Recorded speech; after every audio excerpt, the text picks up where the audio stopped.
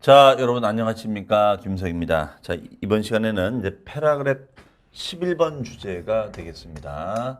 지급이자라는 주제, 지급이자.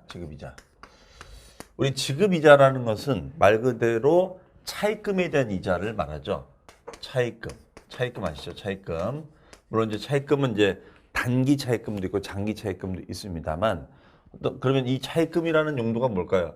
회사를 운영하기 위해서는 물론 회사 돈으로 하면 좋겠지만 돈이 모자르니까 외부로부터 자금을 우리가 이제 조달을 하는 거예요. 그렇죠? 그 차입금 형태로 이제 조달을 합니다. 그러면 당연히 이제 원금하고 이자 약정을 맺겠죠. 그러면 이 차입금을 이제 사용을 할 거예요. 사용을 합니다. 그러면 이때 요 원금하고 이자를 갚는데 이자는 기본적으로 송금 인정을 해줘야겠죠. 당연히.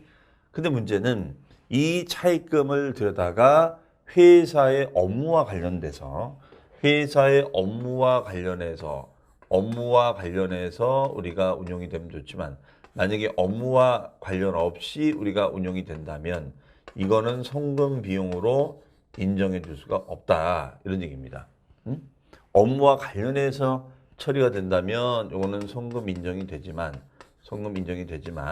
업무와 무관하게 우리가 처리가 된다면 송금 인정을 해줄 수가 없다. 이런 얘기예요.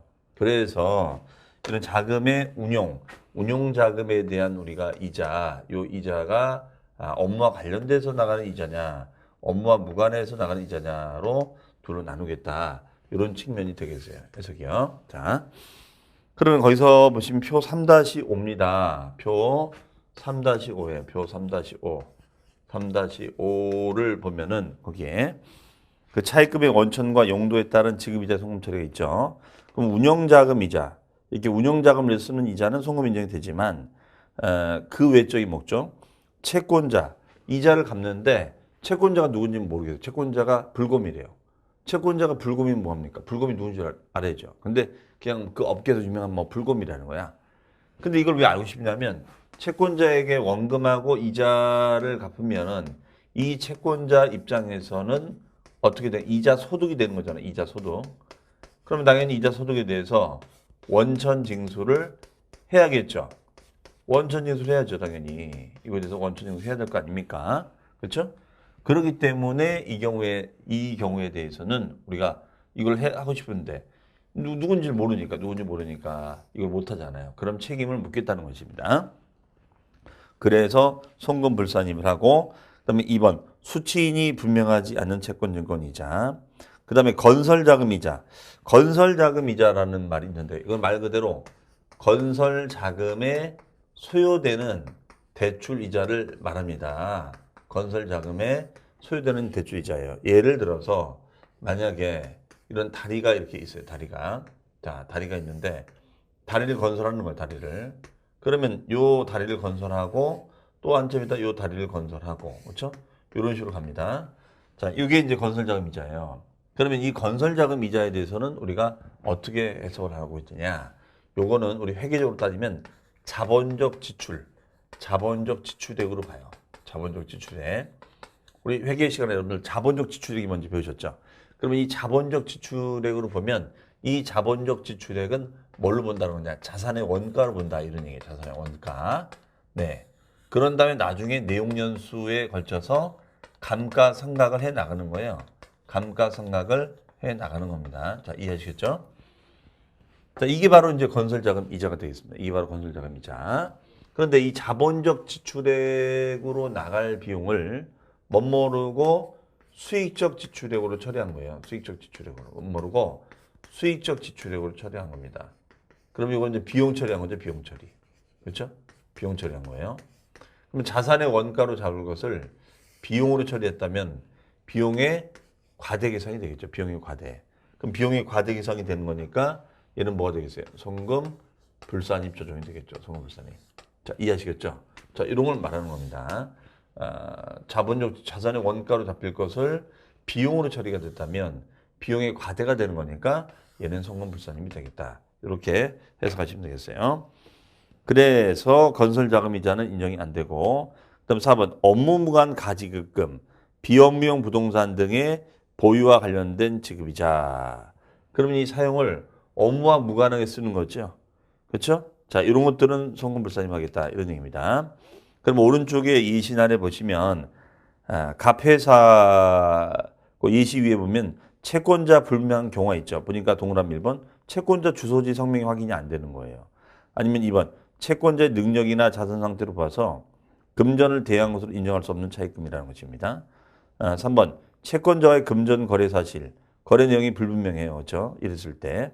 그럼 예신안에 보시면 갑회사의 손익계산서상 지급이자 중 100만 원은 사채 이자인 것으로 판명되었으나 동사채 채권자는 확인되지 않았으며 원천징수도 우리가 이행되지 않았다라고 되어 있어요. 그러면 채권자 확인이 안 됐어요. 그러면 얼마예요? 채권자 불명사채 이자가 100만 원이에요. 100만 원. 그럼 100만 원은 송금불선임 되고 대표자 상여로 처분되겠죠. 그렇죠? 자, 대신 이제 100만 원, 만약에 이제 100만 원을 지급하는데 100만 원을 이제 지급했잖아요. 100만 원을 딱 지급했어요. 근데 채권자 누군지 모르겠다. 그렇죠? 그러면 일단은 100만 원에 대해서 일단은 25% 원천징수합니다. 그러면 하고 요거 나온 금액에 대해서 이제 지급을 하겠죠. 그렇죠? 근데 이 전체를 이제 송금불사님 하는 거예요. 그럼 소득처분은 어떻게 되느냐? 소득처분은 둘로 나눠집니다. 이거는 누구에게 나간지 모르잖아요. 그럼 소득의 귀속이 우리가 소득처분할 때 소득의 귀속이 누구에게 귀속되는지를 모르면은 책임을 누구에게 전가하죠? 대표자에게 전가하잖아요. 그러니까 얘는 대표자 상여로 우리가 처분을 하는 것이고, 그 다음에 원천징수되는 것은 국가에게 나가는 거잖아요. 국가에 나가는 거니까 얘는 기타 사회유출로 처분이 되는 거예요. 기타 사회유출로 처분되는 거다. 이렇게 보시면 되겠습니다. 네. 자, 이렇게 움직이는 거예요. 자, 그 다음에 그러면 건설자금 이자라는 거 밑에 보니까 밑줄 사업용 고정자산을 매입, 제작, 건설과 관련하여 사용된 차입금에 대한 이자를 말한다라고 되어 있죠. 근데 이거는 그 다음 페이지 가보시면은 제가 그랬어요. 기본적인 것은 자본적 지출 비용이다. 자산의 원가로 잡는다는 거죠. 근데 이거를 비용 처리하면 송금불사님 합니다. 그 논리는 이제 뭐냐면 이걸 이제 비용으로 처리하게 되면 우리가 비용 처리를 하게 되면은 수익 비용 대응의 원칙이란 말이 있어요. 수익 비용 대응. 그러니까 수익 비용이 대응 구조가 돼야 되거든요. 요 회계 기간이 있으면은 요때 비용 처리를 만약에 했다. 그러면 요때 이제 우리가 수익으로 인식이 돼야 되는 거예요. 요때.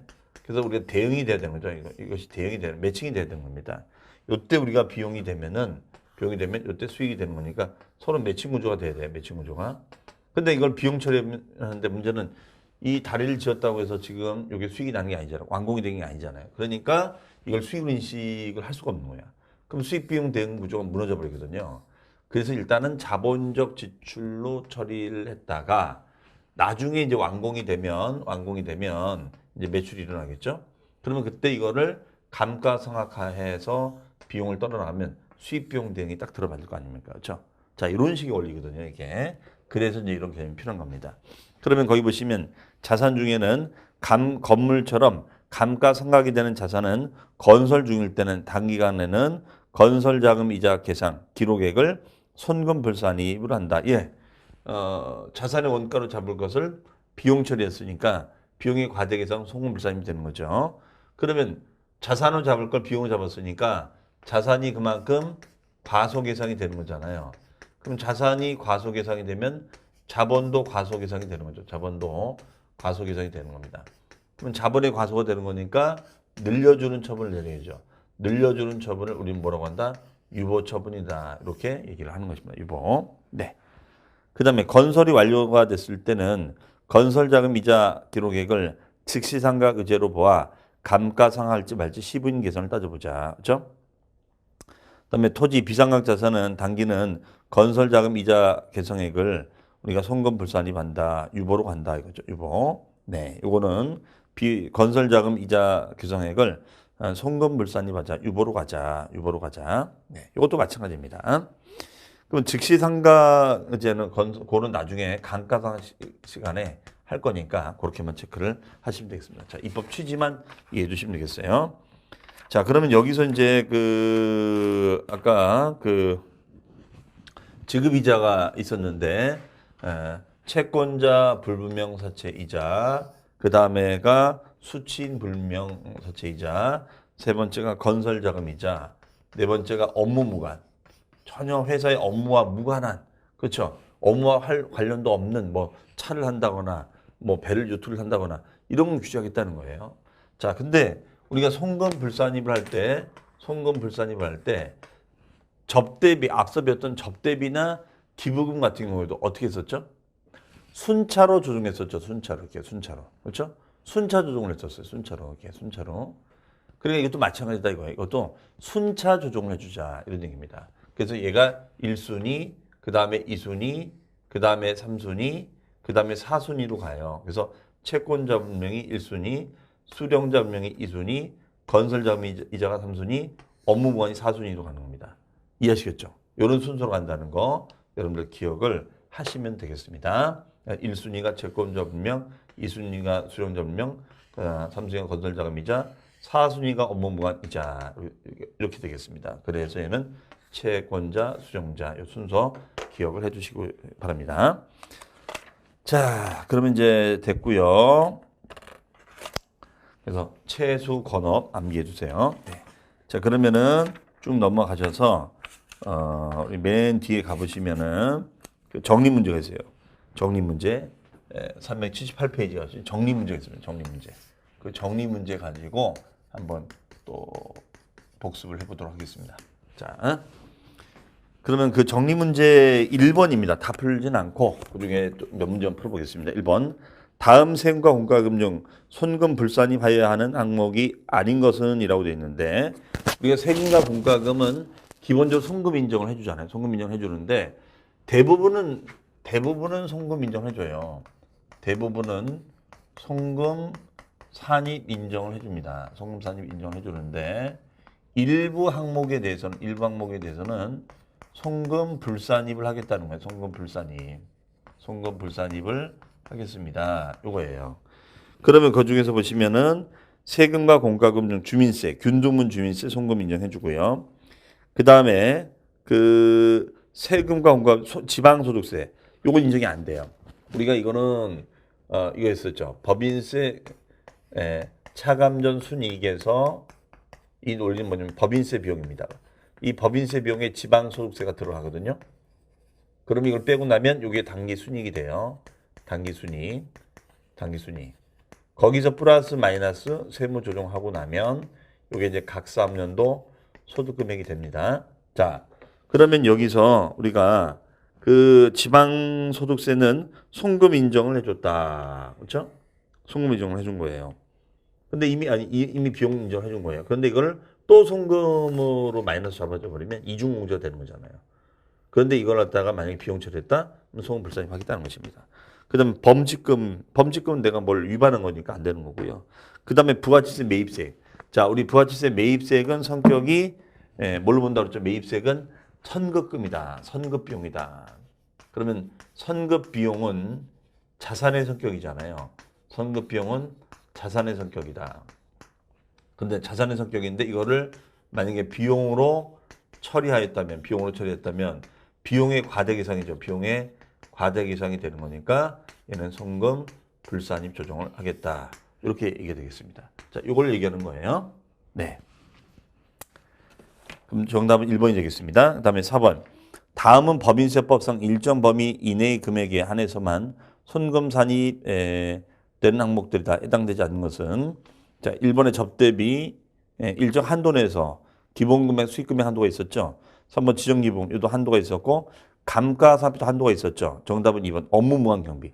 업무무관경비는 아예 인정이 되지 않는 거죠. 그렇죠? 정답은 2번이 되겠습니다. 6번으로 갑니다. 접대비 규정에 관한 다음의 내용 중 잘못된 것은 1번 해외 바이어를 위해 지출한 접대비는 모두 송금 인정이 된다? 아니요. 모두는 아니고 일정 부분만 인정이 되죠. 바이어도 마찬가지입니다. 건당 10,000원을 초과하면은 세금 개선서나 신용카드 매출 전표를 증빙으로 수취해야 된다. 이걸 법정 증빙이라고 했었죠. 하지만 이런 법정 증빙이 없거나 아예 증빙이 없으면 인정하지 않는다. 예를 들어 우리가 영수증 같은 경우는 법정 증빙이 아니라고 했었죠. 그 다음에요. 증빙이 없는 접대비. 증빙이 아예 없으면 인정할 수가 없죠. 시부인 계산 대상은 제외가 됩니다. 그다음에 4번 접대비 선금 기속 시기는 발생주의에 의한다. 예, 현금주의가 아니라 발생주의. 그래서 차변의 접대비, 대변의 미지급이 돼도 접대 행위를 인정하겠다. 이런 얘기 있었어요. 정답은 1번. 7번입니다. 기부금에 관한 다음 내용 중 올바른 것은 1번 지정기부금의 송금 산입 한도 초과액은 자 송금 한도 산입 한도 초과한 송금 산입이 되는 거죠. 대신 이때 2월은 법정이든 지정이든 10년이죠. 10년간 그러니까 이번에 경민정 못 받아도 비용인정 못 받아도 10년간 2월에서 받을 수 있다. 이런 얘기가 되겠죠. 그다음에 기부금의 귀속 시기는 발생주의가 아니라 현금주의에 따라서 인정합니다. 그다음에 3번 불우이웃돕기 성금은 법정 기부금이 아니라 지정 기부금이 되겠죠. 그렇죠? 4번 기부금을 가지급금으로 이연 계산한 경우에도 당해 연도의 기부금을 본다. 정답은 4번이 되겠습니다. 가지급금으로 이연 계산을 하더라도 기부금을 본다. 그러니까 가지급, 차변의 가지급금이에요. 가지급금. 네. 대변에 우리가 현금이 됩니다. 대변에 우리가 현금이 돼요. 네. 이렇게 돼요. 그러면 가지급금으로 인정해요. 가지급금. 현금이 나갔잖아요. 그렇죠? 현금이 나갔으니까 이거는 오케이 인식할 수 있다는 거죠. 현금주의니까 인식할 수 있다. 이런 얘기 되겠습니다. 해석이요. 네. 정답은 4번이 되겠어요. 그 다음에 11번 문제입니다. 다음 중 법인 소득금액의 10%까지 선금 산입되는 지정기부금이 아닌 것은 자 지정기부금이라는 것은 뭐 사회, 예술, 기타 공익적인 목적으로 이렇게 돈이 나가는 걸 말해요. 이것을 우리가 지정기부금이라고 했었죠. 그래서 일본의 불이웃돕기 송금이라든가 의료법인이라든가 학술단체라든가 자 정답은 3번입니다. 사립학교에 대한 시설비 교육비는 법정기부금이 된다. 이렇게 볼 수가 있겠죠. 자 이런 식으로 해서 우리가 기부금까지 해서 한번 정리를 해봤습니다. 자 그러면 이제 다음 시간에는 우리가 접대비에 대한 얘기가 되는데 재고자산에 대한 얘기로 가겠는데요. 자 일단은 재고자산 쪽으로 한번 가보도록 하겠습니다. 우리 챕터 4장이 되겠죠. 챕터 4장. 챕터 4장이 되겠습니다. 챕터 4장.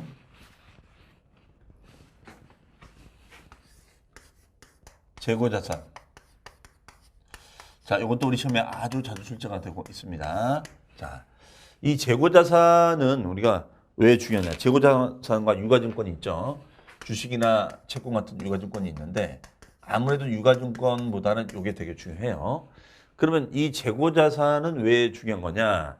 즉 재고자산을 어떻게 평가하느냐에 따라서 이것이 이익이 달라지거든요. 이익이 달라지는 거예요. 재고자산을 어떻게 평가하느냐에 따라서 이익이 달라진다. 이런 얘기 되겠습니다. 그러면 요 재고자산이 이렇게 있어요. 재고자산이 있다. 재고자산이 있고 그 다음에 여기 이제 기초재고자산이 있어요. 기초. 그 다음에 단기 매입이 있고 그 다음에 이제 기말이 있어요. 기말. 자 여기는 이제 매출 원가예요. 매출 원가가 된다. 이렇게 되겠죠? 그러면 이렇게 원가가 있고 매출액이 있잖아요. 매출액. 그렇죠? 매출액이 있습니다. 매출액. 그 매출 원가를 빼고 나면은 여기 이제 매출 총이익이 되겠죠. 매출 총이익. 네. 매출 총이익이 된다. 이렇게 보시면 되겠어요. 그러면은 여기 이제 기말이 됩니다. 기말. 여기 기말이 돼요. 기말.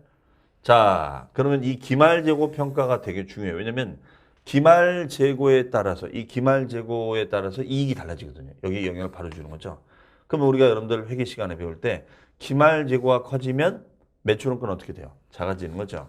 그럼 매출원가가 작아지면 총이익은 커지는 거예요. 그렇죠? 그러면 기말 재고에 따라서 총이익의 흐름이 달라지는 거야. 그다음에 기말 재고가 작아지면은 매출원가가 커지고 매출원가가 커지면 이익은 작아지는 이런 꼴로 되어 있습니다. 그래서 기말 재고에 따라서 총이익이 달라지는 이런 형국을 한다라고 보시면 되겠습니다. 자, 이게 우리가 이제 기말 재고는 평가하고 그다음에 이익이다 이렇게 얘기를 하고 있습니다. 네, 이렇게 가고 있어요. 네. 그러면 기말 재고의 흐름에 따라서 이익도 달라지고 이익이 달라지면 세금이 달라진다 이런 얘기예요. 이것을 우리는 재고자산의 평가다 이렇게 얘기를 합니다. 그러면 기말 재고는 어떻게 됩니까? 수량에다가 곱하기 단가를 우리가 곱하잖아요. 그러면 단가라는 것은 뭐 원가법이다 아니면 뭐 후입선출법이다. 아니면 선입선출법이다. 뭐 이런 것들이 총평균법이다. 이런 것들이 있잖아요. 그렇죠? 그럼 총평균, 선입선출, 후입선출, 원가 이런 방법에 따라 평가가 되는 거예요. 그렇죠? 그래서 요 금액 가지고 따지는 거다라고 보시면 되겠습니다. 이게 바로 이제 기말재고 자산이다. 이렇게 얘기를 하고 있어요. 그래서 이 기말재고 자산의 평가의 흐름에 따라 이익이 달라지고 이익이 달라지면 세금도 달라진다. 자, 정리되셨죠? 네. 그러면 우리 세법은 이거에 대해서 어떻게 생각하냐? 아주 긍정적으로 해석합니다. 오케이, 인정해 줄게. 오케이, 인정해 줄게. 근데 인정해 주는데, 그러면 세무 조정은 언제 발생이 되느냐? 세무 조정은 이제 언제 발생이 되느냐? 인정해 주는데, 만약에 이거에 대해서 평가 방법을 신고하지 않는다거나, 아니면 임의적으로 변경을 하면, 문제를 삼겠다는 거예요. 이게 이제 핵심 포인트가 됩니다. 그럼 세법에서 생각하는 만약에 어떤 방법으로 할 건지 신고를 안 한다거나 뭐 예를 들어서 뭐 총평균법을 하기로 했는데 결산 때 가서 마음대로 뭐 후입선출을 바꾼다거나 이걸 임의 변경이라는 거예요. 그러면 변경도 변경 신고하면 되거든요. 근데 이런 걸 제대로 하지 않았을 때는 세무적으로 하는데 뭐랑 비교해서 할 거냐? 그러면 회계상 처리한 방법과 세법상 처리한 방법과 비교하겠다는 거예요. 그럼 세법상은 어떤 걸 기준법으로 하냐면 선입선출법으로 하겠다는 거예요. 선입선출법. 네, 선입선출법을 기준법으로 잡아서 가겠습니다. 이거예요. 선입선출법을 기준법으로 잡아서 가겠다. 이런 얘기가 되겠습니다. 선입선출법을 기준법으로 잡아서 가겠습니다. 이런 얘기예요. 그러면은 내용이 이제 어디 있느냐? 여러분들 그 394페이지 그러니까 패럴 1에 재고자 의의와 평가의 중요성. 어떤 재고자산 의의는 판매를 목적으로 하는 자산이 재고자산이죠. 그 다음에 우리가 이익의 크기에 따라 세금이 달라지니까 중요하다. 뭐 이런 내용들이 적혀져 있는 겁니다. 그 다음 페이지 가보시면은 그래서 거기 보시면 기말 재고가 과대 평가가 되면은 어떻게 돼? 이익도 과대가 되는 거예요. 왜? 기말 재고 과대되면 원가가 줄으니까 줄면 이익이 과대가 되는 거죠. 그렇죠? 그러면 기말 재고가 과소가 되면은 매출원가 늘어나는 거니까 늘어나면 총액은 줄어들겠죠. 그렇죠? 자, 그래서 이익이 과소니까 소득 금액도 과소가 된다. 그러면 재고 자산의 취득가액이 있습니다. 취득가액 의미는 재고 자산을 취득하면은 취득가액에다가 직접적이고 간접적인 비용이 있다면 이런 직간접적인 비용을 포함할 수도 있고 그러지 않을 수도 있다. 이런 내용이 이제 여기 들어가 있는 것입니다.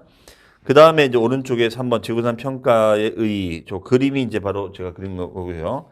그 다음 페이지에 보시면은 2번 별표시 재고자산의 평가 방법 신고 및 변경 신고입니다. 그럼 가로 1번에 재고자산 평가 방법 신고는 자 밑줄이에요. 평가 방법은 법인이 설립한 날이 속하는 사업연도에 신고기한 내. 이때 신고기한은 각 사업연도 종료일의 말로부터 우리가 3개월까지입니다. 신고하면 됩니다. 그리고 계속 밑줄 모든 재고자산에 대해 동일하게 평가 방법을 신고할 필요는 없으며 자 동그라미 종류별로 상품 뭐 제품 이렇게 종류별로 영업장이 달랐을 때는 동그라미 영업장별로도 할 수 있다. 그러니까 다양하게 뭐 마음대로 하라 이거예요. 어떤 신고만 해주면은 뭐 자산별로 하든 뭐 사업장이 여러 개면 영업장별로 평가하든 건 알아서 해라. 그래서 제품이라든가 반제품이나 원재료나 저장품 이 되겠습니다. 그러면 만약에 이거를 변경을 하고 싶다. 그럼 변경 신고도 해라. 인정해 주겠다는 거예요. 가로 2번에 보시면은 하나, 둘, 세 번째 줄에 다만 밑줄입니다.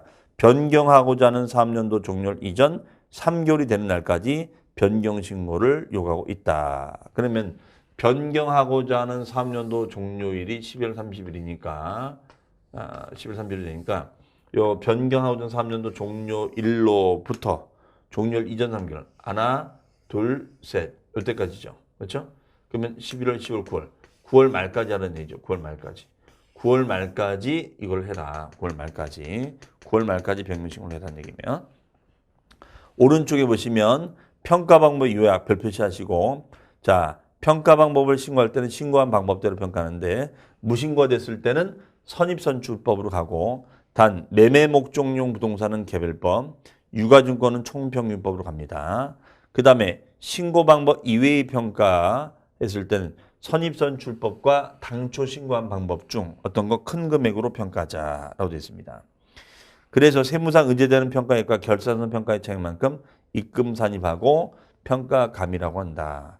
그러면은 요거죠. 평가 감의 의미는 세법상 평가 금액이 세법상 평가 금액은 1,000원이 나왔는데 회계상 평가 금액은 500원이 나왔다. 그렇죠?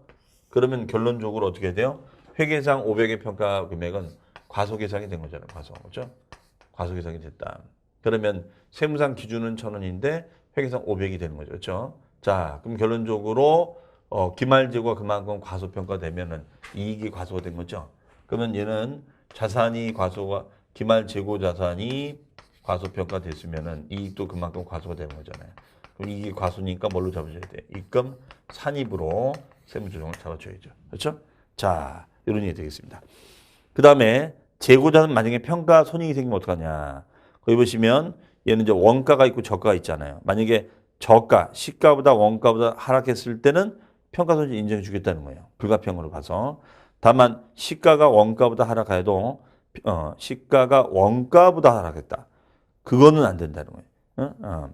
원가법일 때는 우리가 원가법으로 일 때는 시가가 원가보다 하락해도 인정하지 않는다. 다만 파손, 부패 등 불가피하게 도저히 정상가에 판매할 수 없다고 인정됐을 때는 인정해 줄 수가 있다라고 되어 있죠. 거기까지 보시면 되겠습니다. 자, 그러면 일단 여기까지 하고 다음 시간에는 요거에 관련해서 한번 내용을 또 구체적으로 살펴보도록 하겠습니다. 자, 그럼 저는 다음 시간에 뵙겠습니다. 수고하셨습니다.